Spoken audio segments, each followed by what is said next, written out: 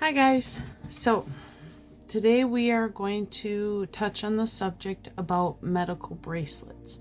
I've had a few people wanting to understand the process behind that, and I am more than happy to talk about that. So first off, this is my medical bracelet. I have some of the information covered because it's private, but if you look at it, mine is engraved with CPTSD/DID disabled. And then there's the emergency contact and my name and birth date on the bracelet. And this is for people to be able to contact the person that is in charge of my mental health, to be able to guide a stranger or whoever finds me, to carefully guide me back to today. The other thing I have is a dementia lock on my bracelet. The reason for that is because I have alternative states of the mind that don't understand the medical bracelet, and they have a tendency to pull on it or try to take it off. So a dementia lock is best for me. The other process thing that I want to bring up is to try to make sure that your medical team and your mental health team work together to decide on the decision of needing a medical bracelet. Some people function better, some people don't need it. For me, it was a must because I'd have spells in public and I'd lose track of time and I freeze. Freaks people out. I've had one for over 10 years, I think, maybe even longer. Long time, long time, since I was put on disability pretty much. So another thing that is carried with me in my wallet is a medical ID for the bracelet. This gives information on my therapy and also my husband's contact number at work, so that way if there's a problem, they can also get a hold of this. And another thing is my PODS card. This is vital. This gives information. I got a lot of it covered, but this gives information on what to do and how to guide me. So in an emergency situation, when the emergency number on the bracelet is called, the person that answers can say she has a PODS card in her wallet, read it, and it will give you instructions on how to guide her, and that helps too. The other thing is my car is clearly marked for on my driver's side door that I have DID, that I have a dissociative disorder. This gives law enforcement a heads up that I may disassociate. I may not be ignoring them, I may not make eye contact because I'm being rude, but it is because of the disorder itself. The same goes with inside my home, which is why the medical bracelet usually never comes off. It is on permanently for that very reason. So next we're going to start reading into some of the stuff online so you understand what else medical bracelets can provide and not provide. Like I'd stated before, quite a few people that may have a dissociative disorder may not need it. But if you connect that medical and mental health team together and they decide that they feel that a medical bracelet is needed, then it's going to happen. I recommend the dementia or Alzheimer's locks because that way the medical bracelet cannot be removed by alternative states of the mind. So one of the things here that I'm going to read, it says, what conditions require a medical alert bracelet? People with conditions like diabetes, severe allergies, or invisible disabilities should consider getting a medical ID bracelet. First responders are trained to look for medical ID bracelets on patients. The information can help them provide life-saving treatment quickly. The other thing you can do, don't have to, but you can also let your local police station know that you have a rare condition and that you wear a medical bracelet for that. Some people say I don't like, giving out my mental health. I do, because it could save my life. If I have a spell and I'm not myself, at least people are aware of what's going on to a point. And again, it states here invisible disabilities. DID, dissociative identity disorder, in and of itself is like an invisible disability, because if a person is not aware that you have the condition, they're not going to understand why you're acting the way you're acting. They could think it's something else, which could end up being a bad thing if the wrong medication or the wrong way of handling you is done.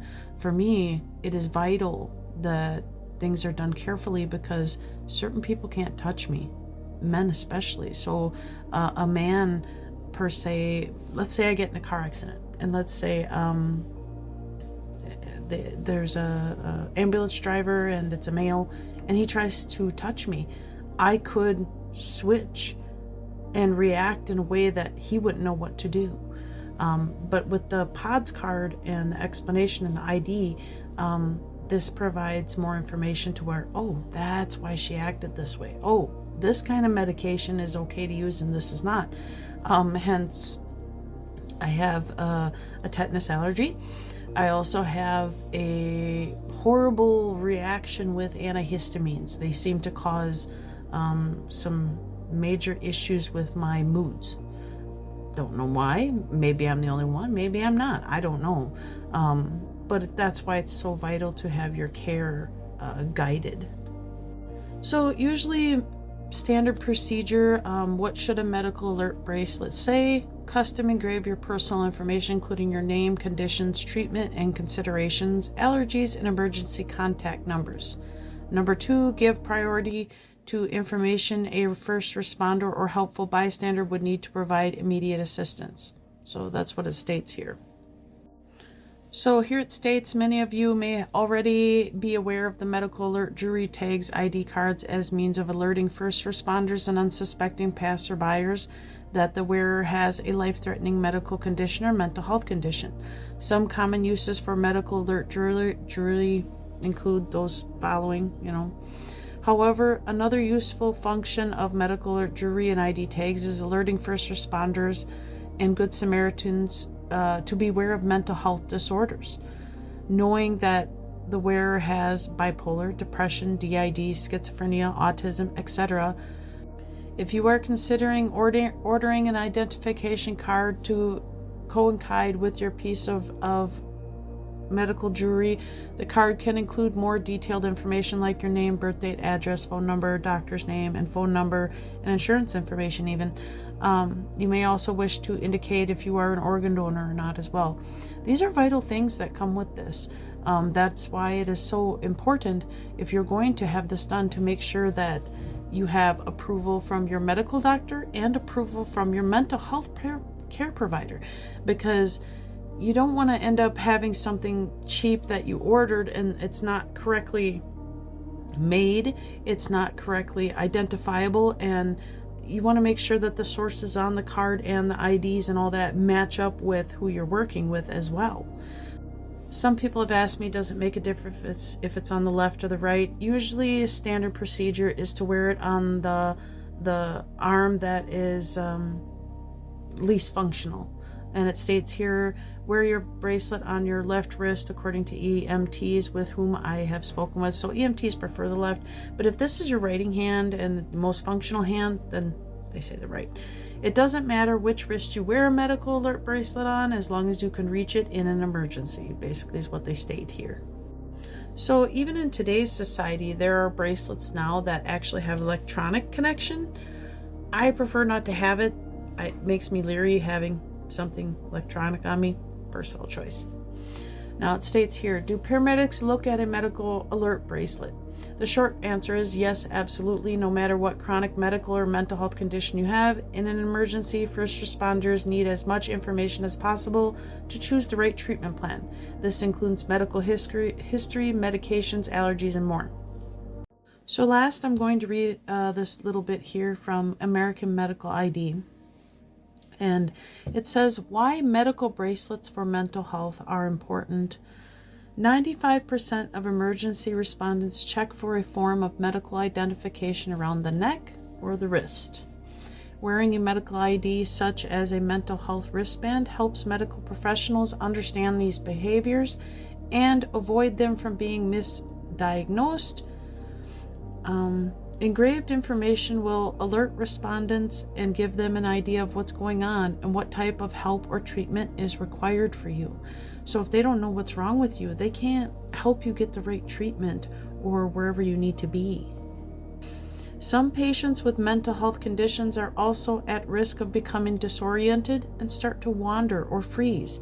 A medical ID can assist in the safe return of a loved one by engraving in case of emergency and ICE contact. Prescription drugs or medications can also be engraved into the medical ID tags or on the alert itself, an important feature to alert medical professionals of significant interactions and risks. So, per se, certain people, sight, smell, sound, certain things that bother you, needles, things like that. Medical IDs for mental health can save lives and allow you or your loved one to live life to the fullest with safety, security, and a peace of mind. And it is vital that you have them know what's going on with you, because if you react in a different reaction, it could even lead to death. I've seen schizophrenic people get hurt or harmed or shot because of the reactions they have. So for me, it is vital, at least in my opinion, to make sure that you have all safety measures put into place. So last, the cost. Depending on your disability, sometimes you can get them free through the pharmacy. They will have them engraved for you, and they like to also know of your medical information. That is something that I do. But I also like to have one that is better made, custom made. So online, it's best to order through, I like American Medical ID. They have great bracelets. I like to have the dementia lock. I actually have a friend out of Sweden who has one that is electronically connected and helps her guide her. I'm actually hoping she does a video on this as well, because people don't talk about this kind of stuff, the need for a medical bracelet and what it can do for you. And like I'd stated, not all people with dissociative identity disorder need one, but for somebody like me or others where the amnesia is so severe, it helps to guide and keep ourselves safe. So that's all I have today. You're more welcome to share this with your mental health care or your medical professional on maybe looking into getting something that can help ease your fears and life a little more. So that's all I have today. Loves. Bye.